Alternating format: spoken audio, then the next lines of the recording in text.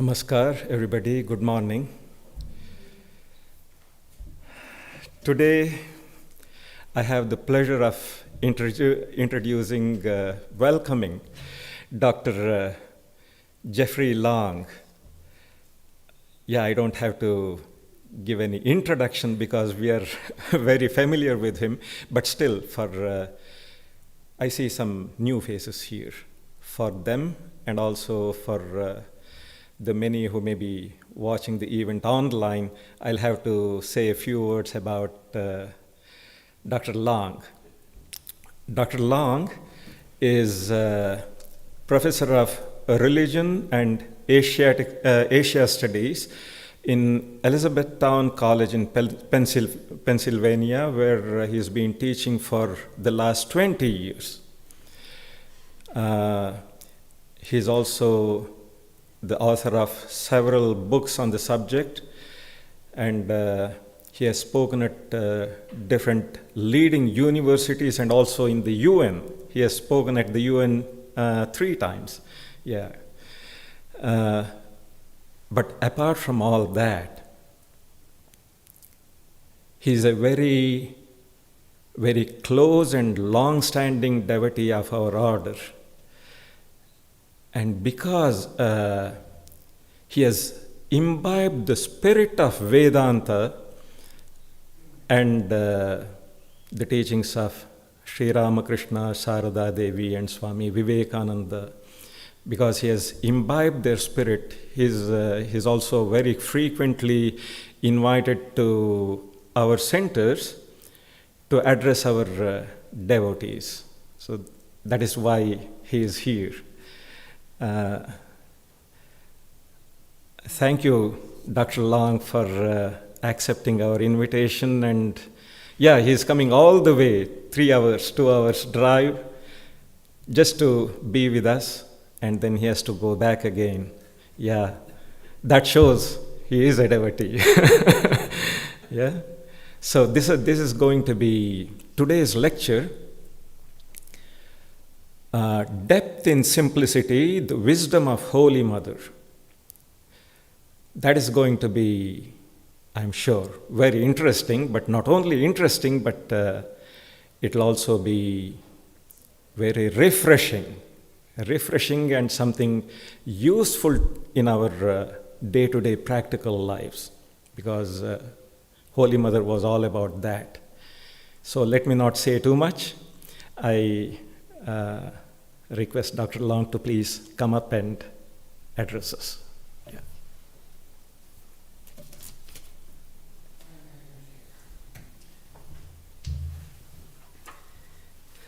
Thank you, Swami Swahananda ji, for that very kind welcome. I appreciate it. Thank you all for coming today and braving the rain. Sorry about that. I didn't have any say in that part, but I'm grateful to see so many people here. Let's begin with a short prayer. Om Jananim Saradam Devim Ramakrishnam Jagadgurum Padapadme Tayo Shvetva Pranamami Muhurmuhu. Om, having taken refuge in the lotus feet of the Holy Mother, Sharada Devi, and the world teacher, Sri Ramakrishna, I bow to them again and again. Good morning, namaskar and namaste. And as always, it's my great privilege to be able to speak at the Greater DC Vedanta Society. I'm grateful to Swami Atmagyanananda for inviting me to be here with all of you today, and to Swami Swahananda ji for his very kind welcome. And I'm grateful to all of you for being here and giving me such a warm welcome. Maho and I always feel at home when we're at any Vedanta center, but this one has a special place in our hearts, I have to say. This is our closest center geographically, but we also feel close in many other respects as well, right? That we've known some of you for a long time, and so I'm always happy to come. After Swami A, as we all affectionately call him, invited me to speak with you today, he asked me what topic I would like to discuss. And Swami A is also very pragmatic. He said, I need to put out the announcement, so what's the title of your talk? So because the birthday of the Holy Mother is coming very soon, December 22nd, I thought it would be appropriate to say something about and in honor of the Holy Mother. So the topic I settled on was, as Swami Swahananda had said, depth in simplicity, the wisdom of the Holy Mother. And I felt impelled to give this talk for several reasons, actually. I mean, of course, the Holy Mother's birthday is coming soon. I have felt in my own sadhana, my own life and my own spiritual path, the growth of her presence. And I'll talk about that a little bit more. That we very often, quite rightly, we put a lot of attention on Thakur, right, Sri Ramakrishna, on Swamiji, Swami Vivekananda. I think sometimes the Holy Mother is a little neglected in our public discourses and reflections, but her role is extremely important. And so, in fact, I was just thinking, as before we started today, there's this beautiful progression I'd like you to sort of imagine visually as you look up to the front of the temple today. Starting over on the left with Swami Vivekananda, and you see a kind of climbing up a mountain, as it were. And at the peak here we have Thakur, we have Sri Ramakrishna. But as the old saying goes, if you get to the top of the mountain, you're only halfway there. And so then we have the coming back into the world, and here we have the Holy Mother. So this is the progression I'd like you to sort of imagine as we're talking today. I believe the Holy Mother, as I just said, is a relatively neglected figure in our tradition. We tend to write and to speak a great deal about Thakur, Sri Ramakrishna, about Swamiji, Swami Vivekananda, and quite rightly so. Thakur, after all, quite famously proclaimed and directly experienced the profound unity and harmony underlying the world's religions, and demonstrated in his lifetime that spiritual realization at the highest level, the realization of our divine potential, is possible, on the condition that the longing for this realization becomes the greatest longing and the highest priority of one's life. I once heard a teacher say that getting realization, getting liberation is actually very easy. And the person he was talking to responded, "What do you mean easy, right? We've been doing this for many lifetimes." And the teacher said, very much in the same spirit as Sri Ramakrishna, he said, well, all you have to do is to want that more than you want anything else. And then as you reflect on that, you realize how often we put other things, sometimes shockingly trivial things, between ourselves and that goal. So, but that's what it requires, right? That is what we want. Swamiji, for his part, carried this message around the world, bringing Vedanta to America and Europe, and making the wisdom of this tradition available on a global scale, available to people like me, right, who did not grow up in India, who did not grow up with the benefit of having the culture and the spiritual life and all very readily available. Though, as we also know, you can grow up right next to the Grand Canyon and never go and actually look at it, right? We also see, in India too, people become materialistic and caught up in other things. But the culture is there, right? It's available. It has come here in more recent decades, and to a great extent thanks to Swami Vivekananda and his efforts. And the Swamis of the Ramakrishna order have continued this process of promulgating this message to the present day, running Vedanta centers, writing books, publishing journals, and now in the 21st century giving talks on YouTube, which reach many, many people on a massive scale. Something new has been happening, I find, very often with my students. They'll take a great interest in a particular topic, and they'll ask me about other resources they can look at, and I'll mention books they can read. Very good books are out there, good articles are there. And say, is there a video? Is there something on YouTube? Right? That's the point of access for many people, and the order is addressing that reality. But underlying all of this activity and supporting and sustaining it is the grace of the Holy Mother. Right? So we want to draw our attention to her.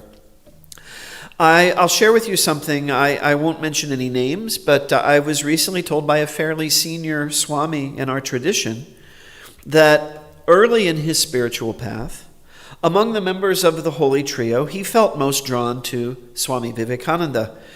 He was deeply impressed by the brilliance of Swamiji's talks, the logic of his presentation of the principles of Vedanta, and the depth of his commitment to his life's mission, ultimately wearing out his mortal body at the young age of 39. As this Swami continued in his practice, however, and deepened in his sadhana, he found himself increasingly drawn to Thakur, to Sri Ramakrishna, and to seeking to emulate his direct experience of the highest levels of realization. He found himself moving from the contemplation of the depths of Swamiji's words to the even greater depths of Thakur's silence. But most recently, he concluded, he began to find himself being drawn most of all to the Holy Mother, to her kindness, her compassion, her embrace of all beings, excluding none in the warmth of her love. My intention today is not to try to build up a hierarchy among these three figures, not at all. They are all holy figures. They're all finally one. They each speak to us in some fashion in the depths of our hearts, moving and inspiring each of us along our individual spiritual paths. Some of us may feel at one moment most drawn to Swamiji, or to Thakur, or to the Holy Mother, or to all three without differentiation. For that matter, we may all feel at certain times drawn to one of the early disciples of Sri Ramakrishna, or to a particular deity or a sacred figure from across the world's religions and philosophies. None of these impulses is wrong or in need of being surpassed by some other higher path. As Sri Ramakrishna has taught, all these callings come from the one ultimate source. This same source calls to all of us in whatever way and through whatever form we're most likely to hear and to heed. As Sri Ramakrishna had said, the divine reality is quite happy to assume whatever form we need in order to approach and to experience that divine reality. I do want to share, though, a particular way in which I've come to think of and to approach the Holy Trio. And some of you might find this useful in your spiritual lives, or it may be very different from your approach. The way of thinking I'm describing has been inspired both by the words of the Swami I've cited earlier, some of my own more recent experiences, such as they have been, on the spiritual path. So what I'm suggesting, I already sort of mentioned it when I talked about the visual sort of progression, is that one can see each member of the Holy Trio as embodying a particular phase of the journey to realization. Again, all three of them encompass all the phases of the journey. You could focus on just one and be perfectly sufficient with that. All of them have attained the goal and have manifested it in various ways to the world. But one can certainly see prominent themes emerging in the lives of each that are distinct and lend themselves to the interpretation that I'm going to share with you today. One can see in the life of Swami Vivekananda the stage of setting forth on the path and of learning to direct the rational mind away from egocentric concerns and toward the goal of realization. When we first encounter him in the story of his first meetings with Sri Ramakrishna, he is Narendranath Datta, a young skeptic full of Western education and penetrating questions about the tradition of his upbringing. The principle that it is important to test one's teacher is one that he exemplified perfectly, sometimes to the chagrin of Sri Ramakrishna, who seems at times to have found the deep skepticism of young Naren to have been a bit much. We read about some of these accounts in the Gospels. They would argue. Right? And Naren did not hold back. Sri Ramakrishna was speaking directly from his experiences, and Naren would say, "How do you know you're not hallucinating? How do you know you're not dreaming? How do you know?" And he didn't sort of try to sidestep those awkward questions. But young Naren, although a skeptic, was not what I would call a dogmatic skeptic. That is, when we think of dogmatism, we often think of people with very strong religious beliefs. And I believe this, and I'm going to believe this no matter what, and it doesn't matter what questions or objections you raise. But you can be dogmatically skeptical as well. You can refuse, even in the face of all evidence to the contrary, to accept something. Naren was not like that, right? His skepticism was the kind of skepticism we should all emulate, right? To ask genuine questions, to penetrate beneath the surface, but then when the answers have come, to say, okay, I understand, and then move on to the next level. And that is what he did. While he had a keen and critical mind, it was also an open mind. And when his questions had been addressed to his satisfaction, and when he had seen and heard and experienced the grace of his divine teacher to such an extent as to make denying it as unthinkable as denying the reality of his own sensory experience, he yielded, and he became the most ardent devotee of Sri Ramakrishna, going to the extent of carrying Vedanta to distant lands and establishing the order and the mission named after his master, which carry on the work today. Swami Vivekananda can thus be seen to represent the open-minded skepticism that is an essential prerequisite to genuine spirituality, and the eventual understanding that the path of reason, if it is pursued with relentlessness and with integrity, leads finally beyond itself to the direct experience of ultimate reality. Or in the words of the ancient Upanishadic prayer, from the unreal to the real, from darkness to light, from death to immortality. If we can think of the life of Swamiji as symbolizing the path to realization, we can then think of the life of Sri Ramakrishna as symbolizing realization itself. Probably the most distinctive feature of Thakur's life was his ability to slip very easily into the state of samadhi, sometimes to the dismay of his followers, because he would do it right in the middle of speaking, or he might even be standing up and someone had to, there's a famous photo of his nephew holding him up because he could fall at any moment because his mind was elsewhere, right? His consciousness was completely absorbed in the divine. So he would slip into the state of samadhi, the state of the experience of ultimate reality. The most well-known photographic image of his physical form, on which the murti in our mandir is modeled, was taken when he was in this state, beyond time, space, and causation, at one with the infinite. And he was not fond of being photographed, actually. He was not a vain person. And so I heard this story from one of the monks. I haven't read the account, so I can't give you a source. But apparently, some of the disciples wanted to have him photographed, and he was refusing to be photographed. Then he slipped into samadhi. The photographer happened to be nearby and said, "Okay, quick, come, take the picture." And that's how that famous photograph came to be. When he was shown the photograph, Sri Ramakrishna not only approved, he said, many people will come to spiritual life through this photograph. And I think that's been the experience of many of us in this room.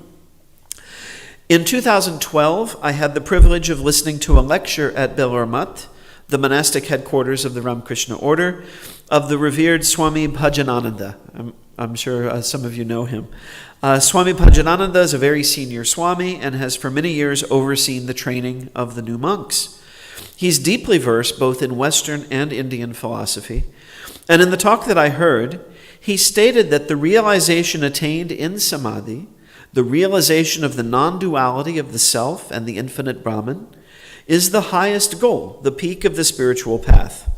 This is, of course, not surprising. This is the core teaching of Vedanta. Staying with the image of the peak of spiritual life, however, Swami Bhajanananda then said something I found quite surprising. I was not expecting to hear.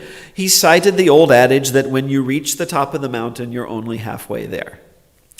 In other words, after one reaches the peak of the mountain, there remains the task of coming back down.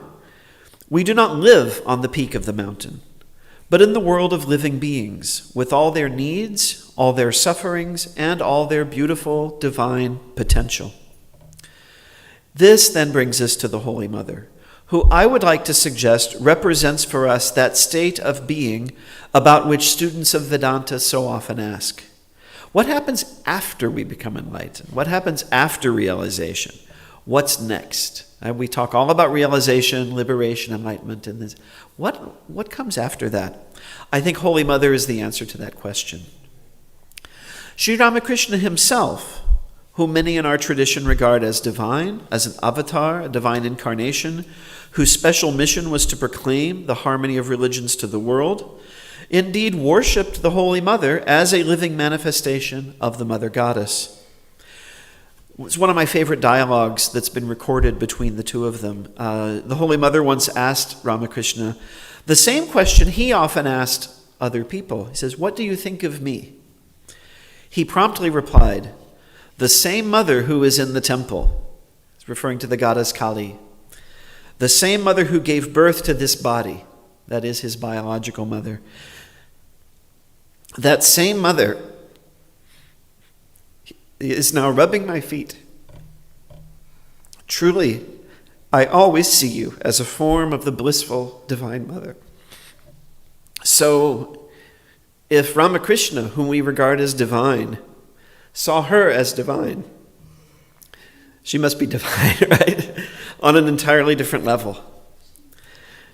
If the lifetime of Swami Vivekananda can be seen as an illustration of the path to realization, and the lifetime of Sri Ramakrishna can be seen as an illustration of realization itself, the Holy Mother, I would like to suggest, can be seen as an illustration of embodied realization.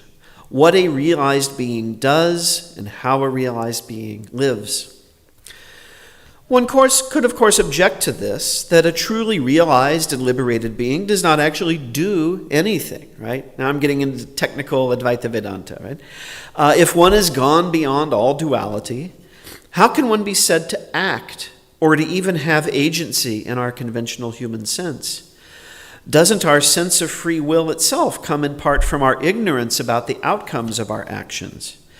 If we were fully realized beings and knew all ends, then would we not simply do the right thing spontaneously, without effort or even awareness of what we were doing? Right? In other words, when we say we're free, it means we have choices and we can deliberate and say, okay, I think this one's better than this one. But if you already knew, that process would just not even be there. You just go to the right thing. In fact, the objection goes even deeper than this. If a realized being has gone utterly beyond time, space, and causation, doesn't any talk of action involve a self-contradiction? Right? You're outside of time. Action is something that is a process. It's a progression. How could you be said to act? Have we not gone utterly beyond the realm of action when we're in the enlightened, liberated state? Now, logically speaking, there's something to this objection. Right? It must be the case, from the perspective of the consciousness of the liberated being, right, that they have gone beyond the whole realm of change, right?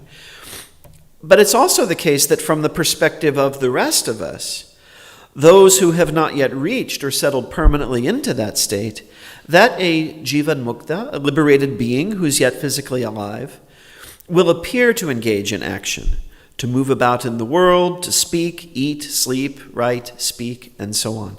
And we see this in many different traditions. Shankaracharya was jivan mukta, and yet he wrote commentaries and engaged in debates, and his body passed away eventually. The Buddha became enlightened, but then for 45 years continued to live and teach and move about. So one could say that is all there for us, right? The point of interface between an enlightened being and the material world, the connection between the enlightened realm and ours, is what Sri Ramakrishna sometimes called the ripe ego, the ego of knowledge, or the ego of devotion. This is an ego that the enlightened being, as it were, wears like a veil in order to appear to interact with the material world. I say appear to interact because the material world itself is appearance, right?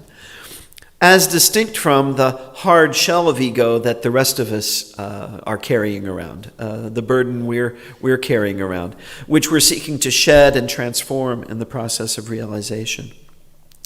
And I would say, and we're going to come to this in a moment, Sri Ramakrishna also tells us that you don't necessarily stay in that eternal outside of time and space state, right? That there is a return, there is something that comes beyond it. So we'll come to that in a bit.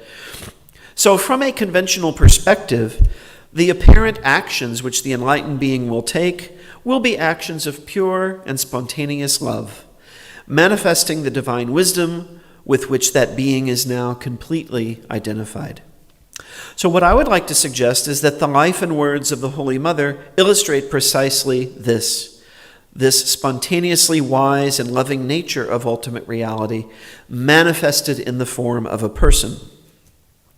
Narratives abound regarding the Holy Mother's personal charisma and charm. Such narratives are, of course, plentiful within our tradition, But even skeptical accounts of the Holy Mother's life support the view that she was a truly remarkable woman with a pronounced talent for evoking the best in those with whom she came into contact. And I just want to mention, and again, I don't want to name any names, but there's a particular author who is quite skeptical and arguably even hostile toward our tradition. He's written some fairly scathing things. And he wrote a book about Sri Ramakrishna. A lot of people found that objectionable. He wrote a book about Swamiji. A lot of people found that objectionable. And then he wrote a book about the Holy Mother, and everyone said, oh no, what's going to happen now?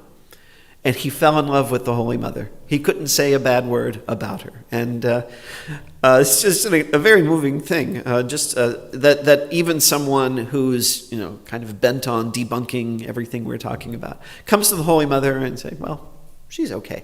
Right? So that this is her power. The most dramatic story, I think probably many of you know this story, that's been passed down in this regard, is that of the Dacoit Baba, right, the robber father. During one of Sharada Devi's travels between her home and Dakshineshwar, during the period when Sri Ramakrishna was still in his body, she was caught at nightfall in a lonely field by a highwayman.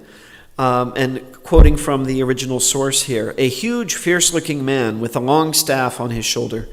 He was wearing silver bracelets on his wrists and had thick, long hair. He was fast approaching her. By then her companions had gone far ahead of her and were out of her sight. Offering the man her anklet, she addressed him as Baba, as father, saying, Father, my companions have left me behind and I've lost my way. Your son-in-law lives in the Kali temple of Rani Rashmani, that is the owner and builder of the Dakshineshwar temple where Sri Ramakrishna was employed as a priest. I'm on my way to him. So this man comes, looks like a robber intent on robbery, and she turns to him for help, very innocently. The highwayman's wife arrived on the scene at that moment as well. Sharada Devi addressed her also, saying, Mother, I am your daughter Sharada. I would have been in deep trouble had you and father not appeared. Though they were robbers by profession, the man and woman were both deeply moved by the young girl's combination of innocence and the courage that she had, and took pity upon her. They gave her food and a place to spend the night, and they continued to maintain their relationship with the Holy Mother for years after that. They would come to Dakshineshwar and visit her, and you can imagine these sort of, rough and tough looking people showing up, we're here to see the Holy Mother. Right? And she asked them, in fact, why they had responded to her as they did. And supposedly they replied, you are not, in fact, an ordinary mortal, for we saw you as Kali. Right? So there was a way of presenting herself, which they were able to experience as a manifestation of the goddess. The Holy Mother continues to be a source of inspiration to her disciples and devotees to the present day. In the 21st century, websites, including Facebook pages, have emerged that cultivate and express this devotion. These include features like daily Holy Mother Sharada Devi quotes, inspirational messages, and so on. We'll talk about a couple of these in a moment. Received accounts of the Holy Mother's teachings include many heartwarming and humorous anecdotes and present a portrait of a Hindu holy woman who is characterized not so much by deep learning or intellectual achievement in the conventional sense, but by pragmatic, homespun wisdom and a seemingly bottomless capacity for patience and compassion. According to the Bengali historian Ami Sen, the Holy Mother's charisma rests to a large extent with her truly exemplary personal qualities. Sen himself, he's not a critic, but he's not a member of the tradition as such. He's studying the Holy Mother as a character in history. But as a critical scholar, you're used to sort of digging up the dirt on people when you study them and learn about them. And his conclusion was as follows. She exhibited, quote, an unassuming simplicity coupled with an endearing tenderness of feeling that largely explains the popularity she enjoyed. There's something unobtrusively commonplace about her which catches the eye every time one views her. When Swami Vivekananda's prominent Western disciple, Sister Nivedita, is said to have once addressed the Holy Mother as the goddess Kali, who is, of course, depicted with her tongue sticking out. The Holy Mother is said to have laughed and said, "I can't be Kali before you, I'll have to stick my tongue out." Just think of the humor of that. This very warm, ordinary, approachable person.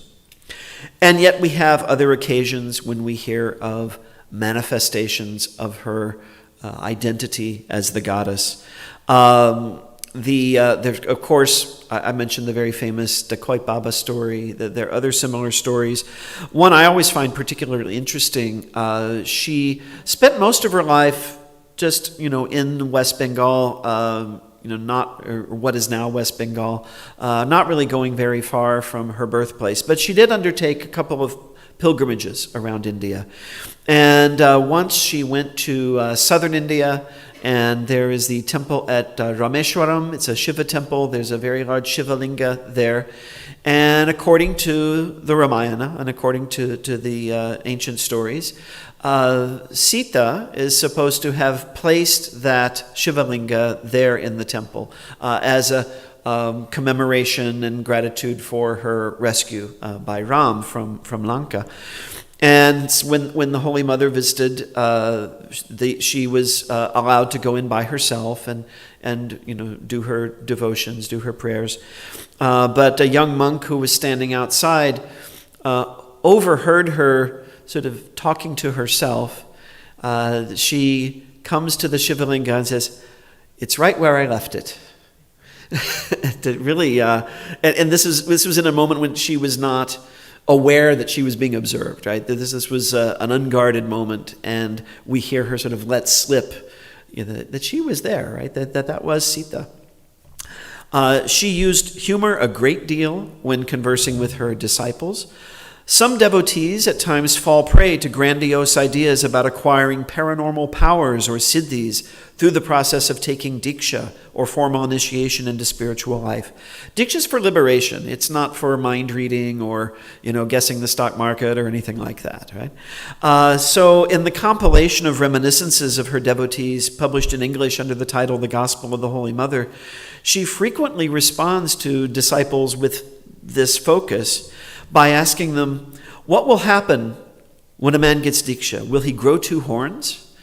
And my Bangla is not good enough to say this in Bangla. It's apparently even funnier in Bangla, but it's basically, what are you expecting out of this process? Some crazy thing is going to happen. So she would say this very frequently to sort of gently guide her disciples back to the right path and the right understanding.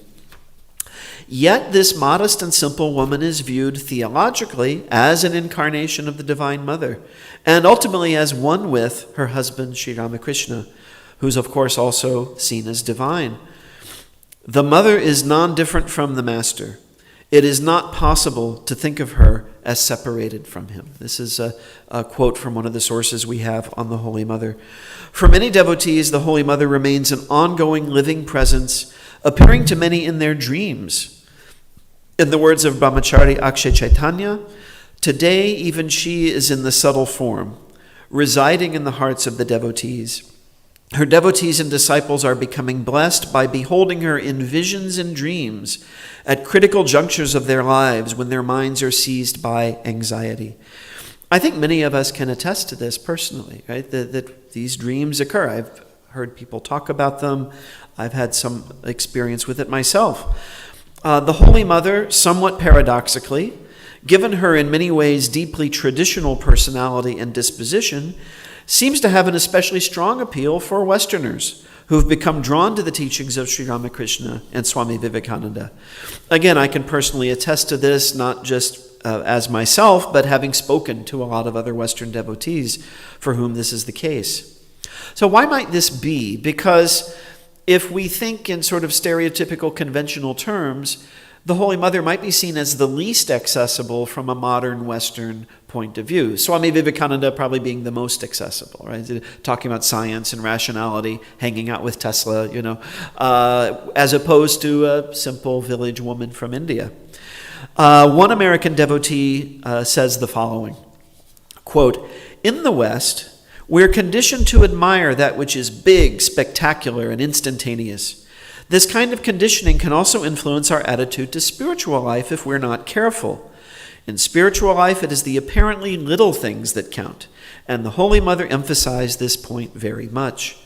Outwardly, the Holy Mother's influence in the West has been exercised through her role as the support and complement to the life of Sri Ramakrishna. But at a deeper spiritual level, she has exercised a direct personal influence on the minds of many Westerners through her self-giving, all-accepting, easily approachable, and accessible motherhood on the one hand, and her immense practicality and robust common sense on the other. I was looking at a book of quotations from the Holy Mother, just really beautiful, profound teachings. They were not in any particular order. I think they were in the order in which the author had found them or come across them. You have some teachings, which I'll be discussing in a bit, that get right to the heart of non-duality, right at the heart of the nature of existence, but also advice to people about what they should eat and what they should avoid and how they should stay healthy. And you look at that and you think maybe, well, what does that have to do with spiritual life? I've recently been suffering from a cold. How many of you have tried to meditate while having a cold? Yeah, it's hard. Taking care of your health is important. That's part of spiritual life, right? Maintaining this body, part of spiritual life. She understands that intuitively. The devotion of some followers to Sharada Devi sometimes seems to rival or even eclipse their devotion to Ramakrishna. This is not a new phenomenon. It was a sentiment expressed by Swamiji himself. He wrote in a letter to a fellow monk, which you can find in Volume 7 of the Complete Works, "Brother, that is where my fanaticism lies, I tell you. Of Ramakrishna you may aver, my brother, that he was an incarnation, or whatever else you may like. But fie on him who has no devotion for the mother." So that's the words of Swami Vivekananda. For him, devotion to the mother was the most important. The idea that there might be a state beyond that of the realization of non-duality, and that the life of the Holy Mother could be seen to represent this state of being, is attested both in the teaching of Sri Ramakrishna as well as in another tradition of non-dualistic thought and practice, that is the Buddhist tradition of Zen. The state of complete absorption in Brahman is followed, according to Sri Ramakrishna, by a return to the realm of time, space, and causation. This is what I alluded to earlier. But this realm is now experienced, as it were, with new eyes, not as the world that one experienced prior to the experience of non-duality, but rather as the very form and manifestation of the infinite Brahman. In Sri Ramakrishna's words, this comes from the Gospel of Sri Ramakrishna, quote, "That which is realized as Brahman through the eliminating process of not this, the famous neti neti of the Upanishads, in which the objects of our common experience are gradually eliminated. One who realizes Brahman in that way is then found to have become the universe and all its living beings. The Vijnani sees that the reality which is nirguna, beyond all limiting qualities, is also saguna, possessed of qualities. Those who realize Brahman in samadhi and meditative absorption find that it is Brahman that has become the universe and its living beings. This is known as Vijnana. According to Sri Ramakrishna, the jnani, the knower or experiencer of non-dual realization, the person on the peak of the mountain, will inevitably return to consciousness of the realm of time, space, and causation. While this realm must be set aside to experience non-duality, it does not thereby permanently disappear. It's part of the totality of being and is thus essential to the process of experiencing non-duality fully. The realization of non-duality is not the end of the process, rather it is, in a sense, the beginning. To return back to the words of Ramakrishna, how can you eliminate from the reality the universe and its living beings? If you do that, it will lack its full weight. You cannot find out the total weight of the bale fruit if you eliminate the seeds in the shell. Brahman, the abstract reality beyond time, space, and causation, and Shakti, the power by which Brahman manifests as the world, are identical. It is the primordial power that has become the world and all living beings. The cosmos itself is the manifestation of Brahman. So long as this cosmos is viewed as other than Brahman, it's a distraction to be set aside through the neti-neti process of negation. But once the reality of Brahman is thereby experienced, one returns to the cosmos and perceives it not as something other than Brahman, but as Brahman itself. This process brings to mind a conversation between a Zen tea master and Ronald Eyre, recounted in the World Religions documentary, The Long Search, which I've shown for many years to my students. Before you study Zen, a bowl is a bowl and tea is tea. While you're studying Zen, a bowl is no longer a bowl and tea is no longer tea. When you become enlightened, a bowl is again a bowl and tea is tea. So to unpack that a little bit, before you study Zen, a bowl is a bowl and tea is tea. That is, in the state of conventional dualistic consciousness. While you're studying Zen, a bowl is no longer a bowl and tea is no longer tea. That is, in the experience of non-dual realization. And when you've become enlightened, a bowl is again a bowl and tea is tea. That is, with vijnana, with the consciousness that has been transformed by the non-dual realization. The return to the conventional realm, but with a transformed, enlightened understanding, the state of vijnana, as Sri Ramakrishna describes it, resonates with the famous 10 ox-herding pictures of the Zen Buddhist tradition, which depict the phases of non-dual awakening as understood in Zen. The search for awakening is symbolized in these pictures by a man who is searching for his lost ox.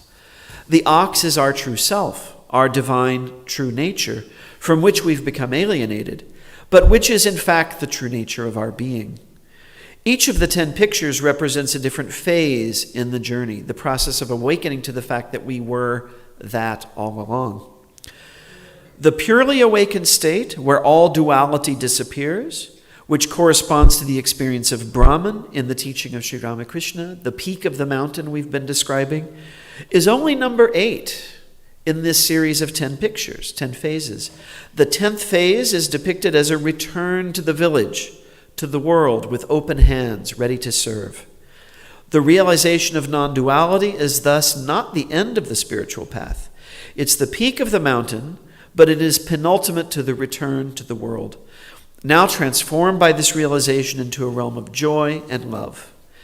And what better illustration can we have of one who has lived from this transformed state than the Holy Mother herself? I want to conclude with just some brief reflection on a couple of her teachings that I have found especially meaningful. Some of you, I think, have probably heard this story, but I'll share it anyway. Some things bear repeating. Probably one of my favorite quotes of the Holy Mother is the following. She says, "One who makes a habit of prayer and meditation will easily overcome all difficulties and remain calm and unruffled in the midst of the trials of life." So I did a very 21st century thing. I liked this quote so much I put it in as part of my email signature. A lot of us have these little quotes that we like, and we put them at the end of our email signature. And the story that some of you have probably heard before is the following. I had this quote in my signature for a long time, and at a certain point I thought, well, it's time to change the signature. It's time to put in another inspirational quote, to keep people on their toes, And before I had an opportunity to do it, I got a reply email from a friend we were talking about some other business, and at the end of the email she said, "By the way, I really love your quote from the Holy Mother. That's very inspirational. That made my day today." I said, "Okay, that's good. Well, I'll keep it a little longer." And a few more times in the months that followed, I would again have the thought, well, it's time to change the quote. Let's see if I can, put something else there that's very inspirational. And again, someone would reply to an email and say, "By the way, I really like that quote." And eventually I just gave up. I said, "Okay, Holy Mother, you want that quote there. So it is a permanent fixture now of my email signature. So if you ever get any emails from me, you'll see that. There's a Carl Sagan quote too, but the Holy Mother quote stays. Another frequently cited quote of the Holy Mother that well summarizes the spirit of her life and teaching is the following: "If you seek peace of mind, my child, never find fault with anyone. Always blame yourself." Now, one could of course object that this advice to blame yourself could be devastating for someone who's the victim of abuse or harassment. I think it's important to give proper context to the teaching not only of the Holy Mother, but of all the great spiritual figures. If we take them in a too simplistic, dogmatic, or literal fashion, we'll run into confusion. Both the Holy Mother and Sri Ramakrishna and Swamiji were quite clear about how we should deal with those who deliberately cause pain and suffering to others. We've all heard the story, for example, of Thakur being asked, "Does God truly dwell in all beings?" To which Thakur, of course, responded, "Yes, God dwells in all beings." The questioner then asked, "Even in a tiger?" Thakur then advised the questioner that you should worship the tiger god from a distance. Right? Certainly, we should not put ourselves into the position of being abused or harassed, or finding ourselves unavoidably in such a position. We should resist it in whatever way we can, and if possible, free ourselves from it. But if we think of ordinary life, right, we're not talking about those very bad situations that people often find themselves in. But how many arguments, how much hurt would be avoided if more of us could learn to find fault with ourselves rather than immediately blaming others? As the great comedian, the late George Carlin, puts it, when we're driving, for example, do we ever think, I'm driving too fast, or I'm driving too slowly? Or is it not more often the case, at least in our own minds, that we're driving at the perfect speed? It's everyone else who's either going too fast or too slow, right? I didn't quote his exact words. They're not appropriate for the temple. I don't know if that's the first time George Carlin's ever been cited in a Vedanta lecture, but maybe. I don't know. But if we think of that, if we think of, and now I'm going to sound old and grumpy, but it's so rare today that I hear the words, "I'm sorry," uttered by anyone, right? No one wants to assume the blame.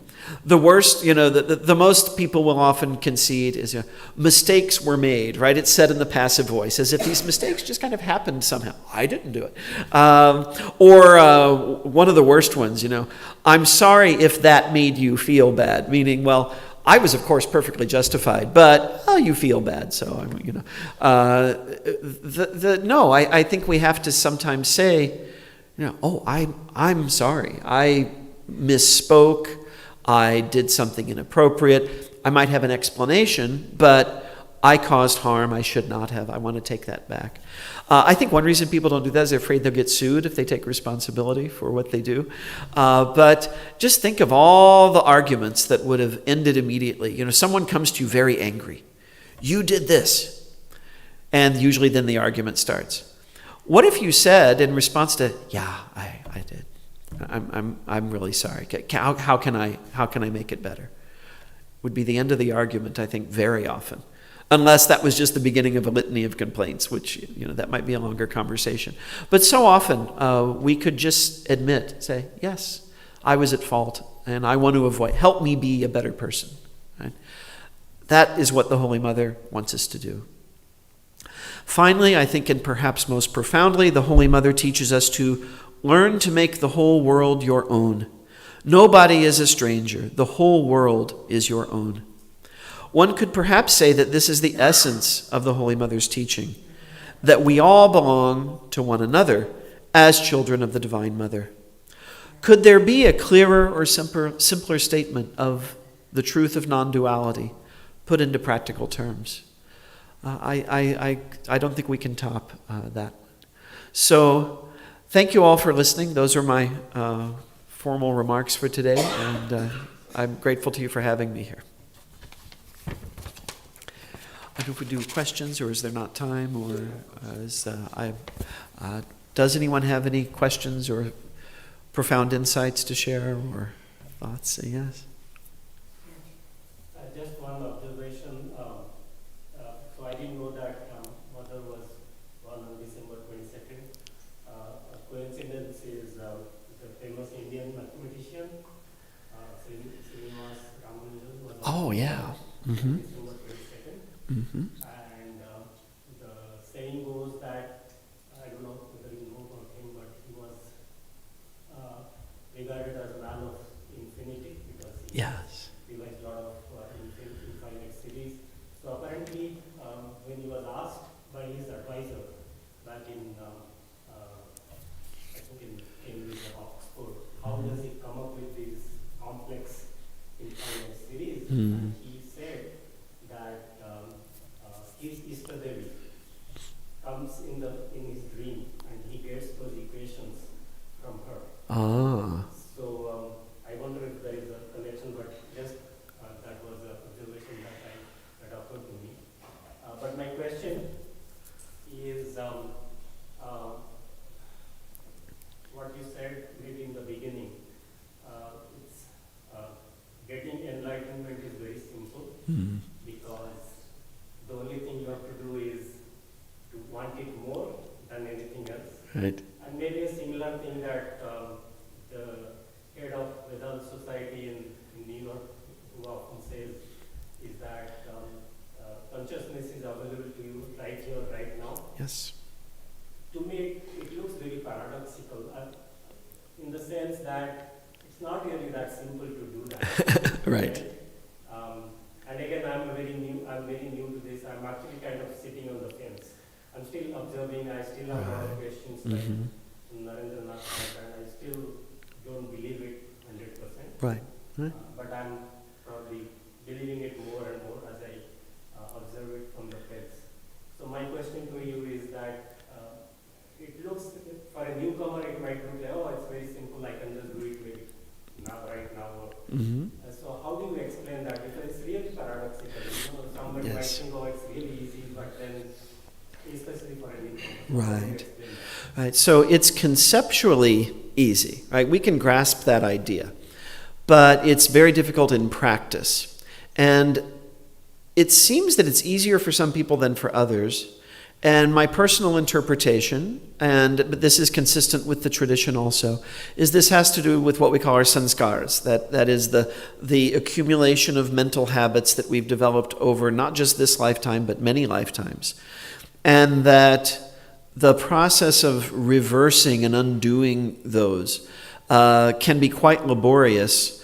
And it really depends how hard it is, depends on what you've already done in previous lifetimes. So I had a conversation with someone at the New York Center, actually, who was expressing some skepticism about the prospect of getting realization. And so, there are ancient texts which talk about how many, hundreds and thousands, and as they say in India, lakhs and crores, of lifetimes you have to go through in order to experience liberation. But I say, but how do you know you haven't already done a lot of that? Right? Maybe you're already 99% of the way there. I said, the fact that you're sitting in a Vedanta society suggests you've been at this for some time. So like you expressed that you're a newcomer. You might not be. It could be that there have been lifetimes that have brought you to this place. And of course, there are people who are skeptical about this whole rebirth concept. But if it's true, it helps explain why some people sort of get it instantaneously. It's said that there are people who can just hear the words of the Upanishads, one of the Mahavakyas, the great. They just hear it one time, and hearing the Shruti, hearing called the Shabda Pramana, just hear it once, and they become liberated. Other people like me can break their head over it, for a lifetime, and still yeah, but what about this and what about this? So we have more unwinding we have to do of these sanskaras that we have. So I think that's why. But yeah, conceptually it's not really difficult. I think the Buddhist four noble truths are instructive here. Right? So the first noble truth is the obvious one. We're all experiencing suffering, death, loss. We want to get out of this somehow. And then the second, we experience that because of our attachments, because of our sanskaras. And then the third is, but you can become free from that, just get rid of those attachments. And so you think, so conceptually it's very easy, but then the question comes up which you've asked, but why is it then so hard in practice? And that's where the fourth noble truth comes in. Well, so now you need to do this, and this, the Eightfold Path, in order to begin that process. Or I would say probably resume that process from, because I'm of the belief that we didn't start when we came into this world. This is the latest chapter. So I think we're all building on what we've done in the past. In the Jain tradition, it's said that when the mother of Mahavira first saw him after he had become enlightened, just the sight of him gave her liberation instantly. And in the Jain tradition, liberation is very, very hard, right? But she just seeing him, because she was already a very pure soul at that point. So, yeah.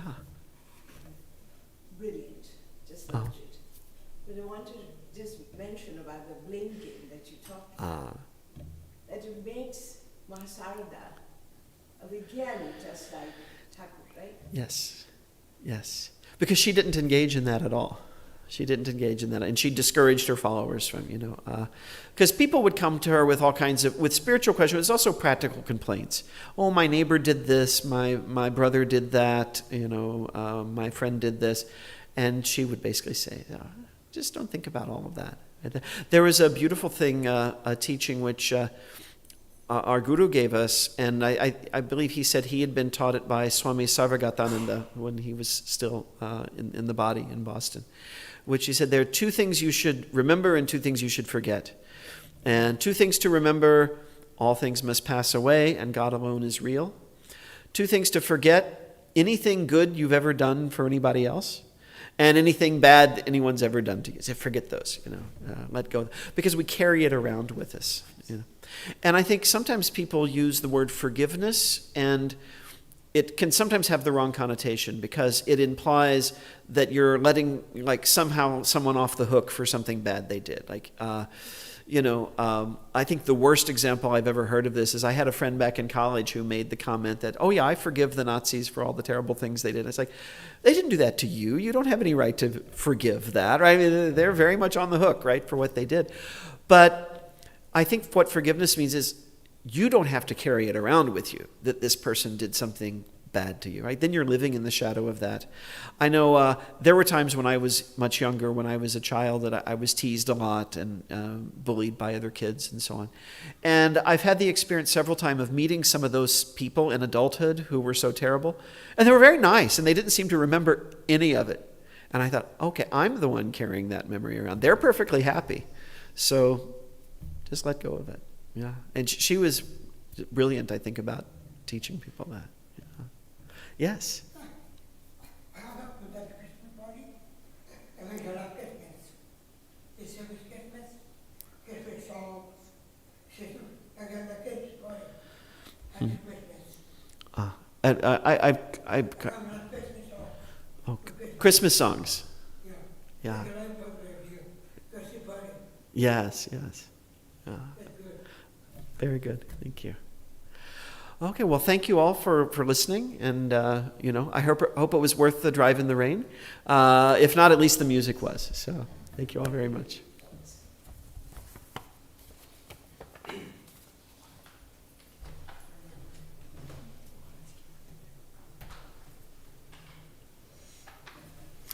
I have no doubt that you'll all agree with what I said in the beginning. I don't want to say I told you so, but it was definitely refreshing. After being bombarded with so many lectures on pure consciousness, witness consciousness, this was really something, good to hear. My own mind was going back to my training center days when I was a student of Bhajananandaji, and he used to talk about spiritual life as a bell-shaped curve, exactly like you said it. But I never thought of these three in those terms. Yeah, that was very new to me. Thank you. Yeah. So I hope all of you enjoyed it. First of all, for this talk, we have to thank revered Swami A for having asked him to come, and then for you. Yeah, thank you very much for coming, and I hope there'll be many more opportunities for you to come and talk to us. Thank you very much.